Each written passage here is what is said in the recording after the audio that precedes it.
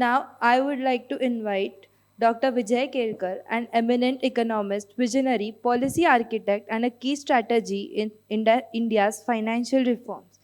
Dr. Kelkar has played a pivotal role in shaping India's economic and governance policies.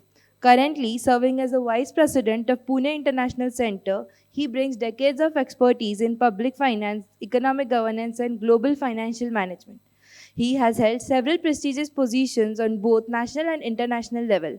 Also, he has served as a chairman of the 13th Finance Commission in India, where he has played a crucial role in recommending progressive fiscal policies for equitable development. Beyond his contributions to governance, Dr. Kelkar has also been instrumental in structural economic reforms, tax policy modernization, and energy sector transformations. He was a key architect behind India's economic liberalization and tax reforms, particularly in the introduction of VAT and the roadmap for GST. His expertise in climate finance and sustainable economic development provides invaluable insights into how economic growth can align with urgent climate action. I would please like to call Dr. Kelkar on stage to give the chairperson's remarks. Thank you. Professor Malik and distinguished participants, I want to thank Ms. Tambe for a very generous introduction. Unfortunately, my wife is not here. I want her to come home and repeat that to her. It will be very useful. Uh, you know, all my working life, I'm working in government, I've been a traditional Stalinist in the sense that I was asking for growth. And the whole design of policies and approach was. So, in fact, started my work with the Planning Commission, and we're all growth wallahs. That how to maximize growth and in when I left the government, and again I sort of working on growth, and I gave a lecture at Asal National University in Australia, Narayan lecture about 20 years ago, and I call it India the Growth Turnpike. So I genuinely believe that India's salvation of overcome poverty lies in very rapid growth. But looking back, I think that I personally erred on not conscious enough that what are some of the negative externalities, as Professor Nutkar would call it, the impact on our society.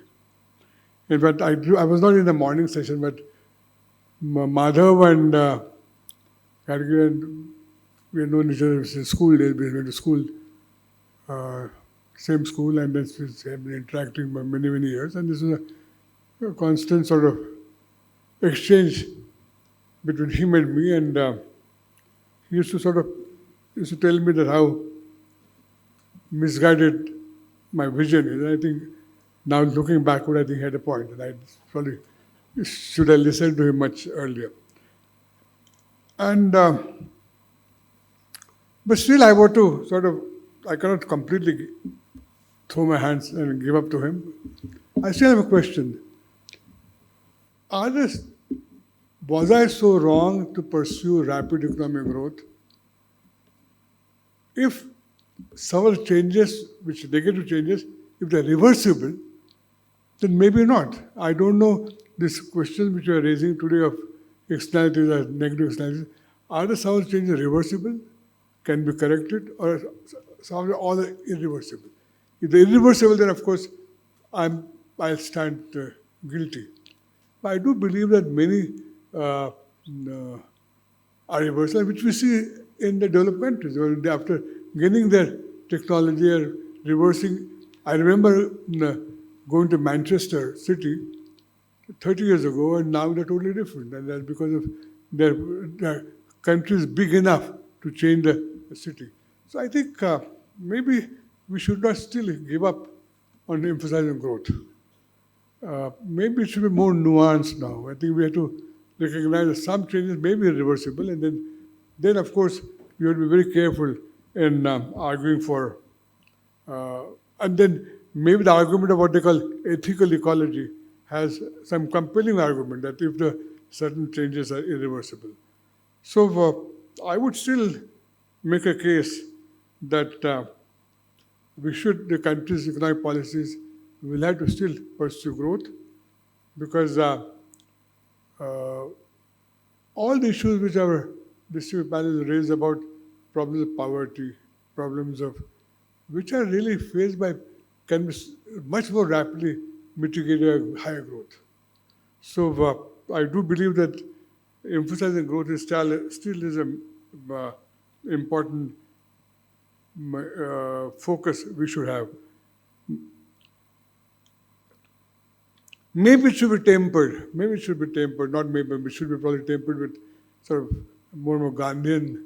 Gandhiji was used to call it. It's really not the human need, but human greed is a problem. So maybe we should temper our greed part of it rather than sort of reduce the growth.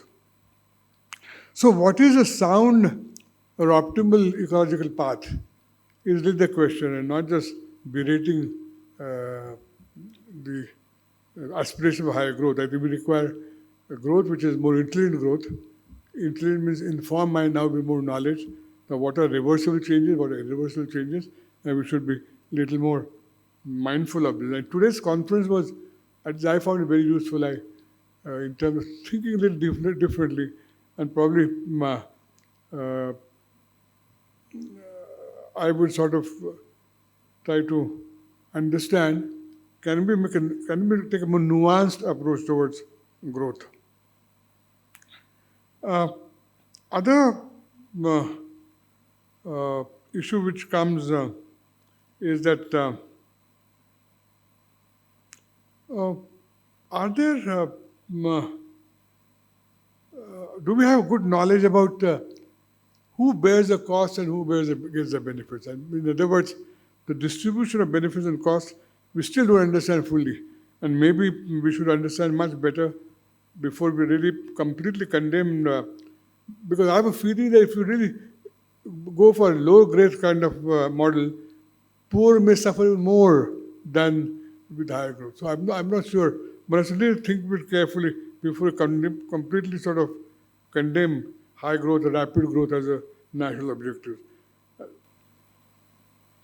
Uh, Last point I want to make is really increase of sensitivity, and maybe we do require our four women panelists. Very extremely important point. And listening to them, I realize that we do need more feminization of government policy making because the kind of argument insights they gave and brought in is not always seen. The policy is still far male dominated. I think we have to change that and get more women in policy making role, and maybe you get a better happy balance in our policies of economics for growth, technology, or for environment. Uh,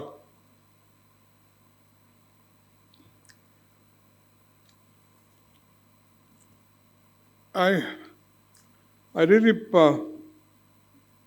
want to really end again emphasizing finally, if you come down to it, and I was again thinking myself, finally, as Gandhi said, really a lot of responsibility can come on each of us as an individual in terms of safeguarding the planet and safeguarding the what we call the great ecological resources. So I want to thank again Professor Malik for persuading me to come because I didn't want to come because I'm, as I say, I'm certified growth follower. But I think I'm glad I came. I learned a lot, and it helped me to think more deeply now on what we should do about economic policies.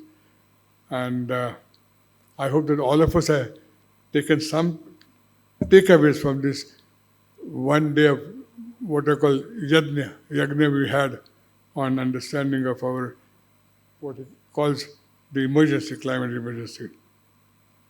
So with this very brief remarks, I want to thank all the participants on my behalf and the behalf of Pune Indian Center.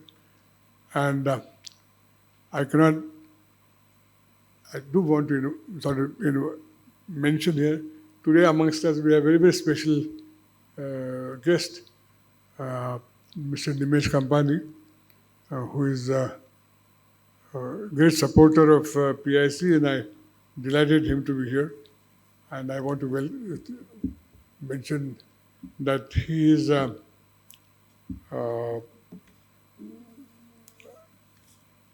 in his own life exemplifies what Pauli Gandhiji says, that all responsibility starts with individual level. So David Bhai, thanks for coming, and really your presence is very encouraging. And please do come when you're in Pune and attend our this sort of debate discussions. And in the morning and afternoon, you should have seen there was a very livelier debate between different people. So that there was just heat, but there was a light also which came out of these discussions. So thank you all, and on my behalf, and again once more on PS's behalf, I want to thank you all for making this a great success of this conference. And before I conclude, I want to invite Professor Malik to tell us what happened yesterday, because it was a different part of the conference and really more inspirational part of it. So Amitabh, you want to talk about it?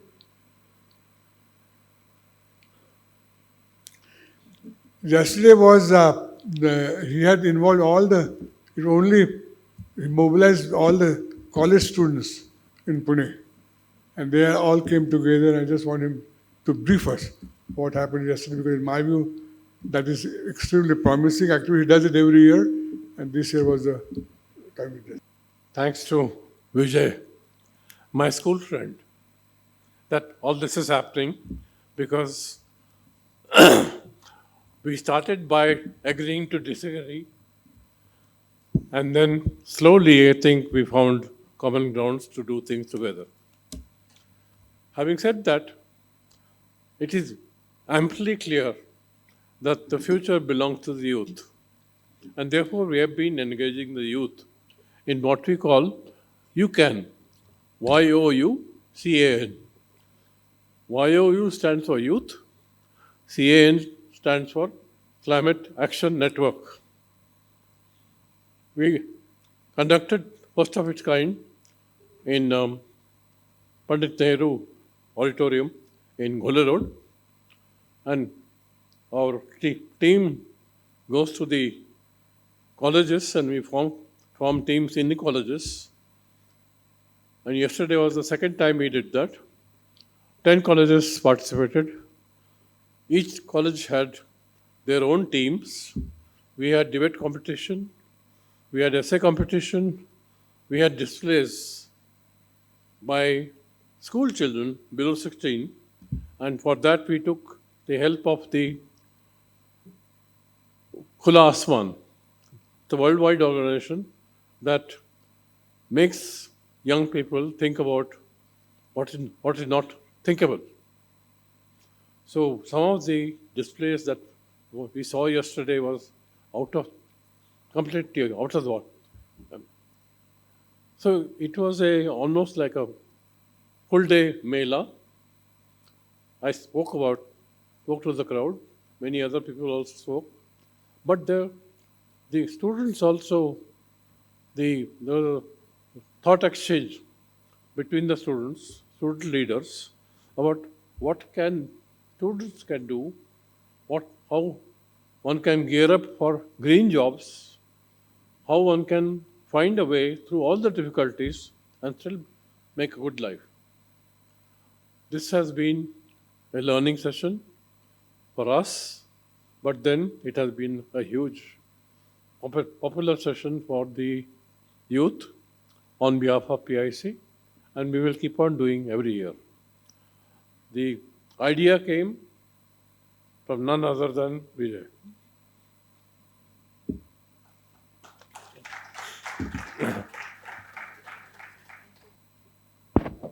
I would now request Professor Amitav Malik to provide Dr. Vijay Kelkar sir and Director sir with the token of love.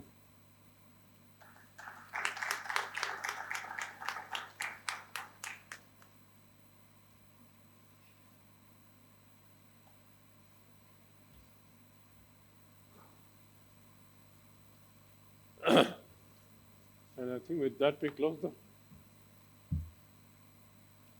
So with that we close this today's event, a wonderful event, lot to learn, lot to take forward. Thank you very much.